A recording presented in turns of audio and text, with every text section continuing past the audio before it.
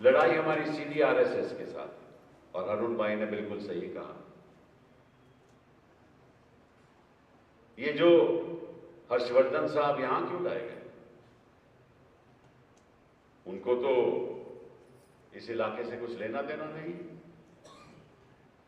वहां वैसे इस दिल्ली में एफआईआर लॉन्च हो चुकी है, लोग पूछ रहे हैं कि हर्षवर्धन है कहां,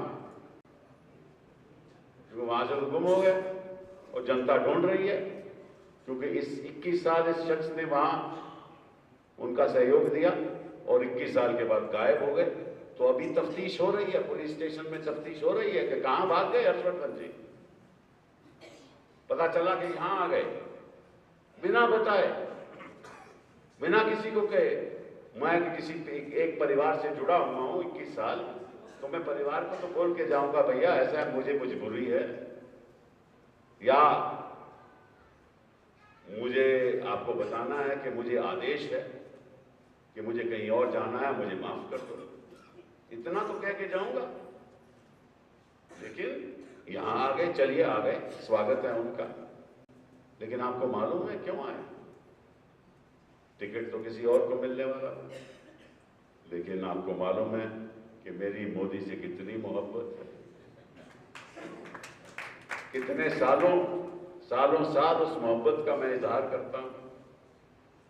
और रोज ना रोज कोई बात हम कहते रहते हैं मोदी जी के बारे में। तो उन्होंने कहा कि भैया कोई ऐसा वैसा वहां प्रत्याशी मत देना, आरएसएस का बंदा दो जो सिब्बल को हराए। हर्षवर्धन जी इसीलिए यहां पहुंचे हैं। लड़ाई आज मेरी हर्षवर्धन से नहीं है, लड़ाई आज मेरी मोदी से है।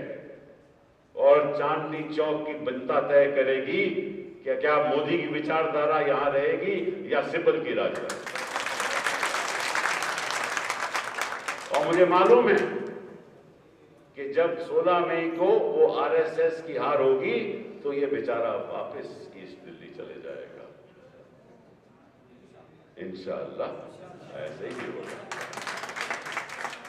और एक दूसरा चमत्कार जो हुआ था, जैसे वो शूटिंग स्टार बोलते हैं ना, आसमान में रात को शूटिंग स्टार आता है और चंद मिनटों में गुम हो जाता है, उसका नाम है अरविंद केजरीवाल। आया और गया, वो भी लापता। कहता था कि इस देश के सामने केवल एक मुद्दा है, वो है भ्रष्टाचार का, और कोई मुद्दा नहीं है, और मैं भ्रष्टाचार को खत्म करके रहूंगा। लेकिन जब उसको लगा कि यहां कुछ नहीं होने वाला, वो कानून भी नहीं पास कर सकता क्योंकि उसका संविधान का मालूम ही नहीं, वो कानून पेश ही नहीं हो सकता, तो भाग गया। बहाना ढूंढने लगा कि किसी तरीके से मैं यहां से भाग जाऊं, इस्तीफा देके भाग गया और सीधा हरियाणा चले गए। और हरियाणा में ऐलान करता है कि सबसे गंभीर मुद्दा इस देश के सामने कम्युनलिज्म। उसको पता चल गया कि अब मुझे मुस्लिम भाइयों को वोट लेना है, तो कम्युनल मुद्दा बना था। तो आज इसीलिए वो राजनीति वाराणसी में कर रहा है। वो सोच रहा है कि शायद मुसलमान भाइयों को उसको वोट मिल जाए। लेकिन असलियत तो ये है कि ये जो आशुतोष यहाँ घूम रहा है, इसके इर्द गिर्द भाजपा के लोग घूम रहे हैं, आरएसएस के लोग घूम रहे हैं, और इनकी तालमेल है। इनका लक्ष्य केवल ये है कि कांग्रेस को हराओ और आरएसएस को जिताओ। ये आशुतोष और ये आरएसएस, इनकी सोच एक है, क्योंकि ये कांग्रेस को कभी बर्दाश्त नहीं करेंगे। एक बर्बादी चाहता है और दूसरा बर्बादी करेगा। एक सड़क पे बर्बादी करेगा और एक अपनी सोच और विचारधारा के साथ बर्बादी करेगा।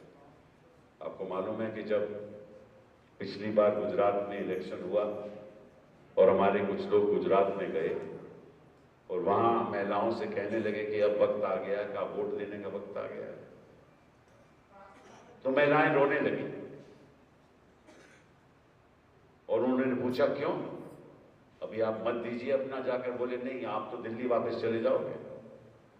लेकिन जिस दिन मैं वोट देने जाऊंगी, अगले दिन मेरा हाल क्या होगा ये आप नहीं जानते। है दहशतगर्दी